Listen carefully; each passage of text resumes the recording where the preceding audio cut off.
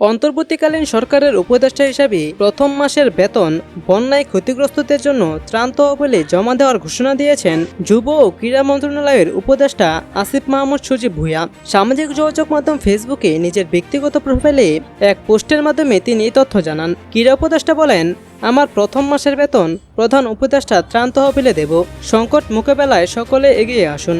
এর আগে বাংলাদেশে হঠাৎ বন্যা প্রসঙ্গে ভারতের থেকে স্পষ্ট ব্যাখ্যা চান চেয়ে তিনি লিখেন, পৃথিবীর ইতিহাসে নিকৃষ্টতম গণহত্যাকারী শেখ হাসিনাকে আশ্রয় নোটিশ ছাড়াই ওয়াটার গেট খুলে দিয়ে বন্যা সৃষ্টি করা ভারতের সঙ্গে বাংলাদেশের সম্পর্কের অবনতির কারণ হতে পারে।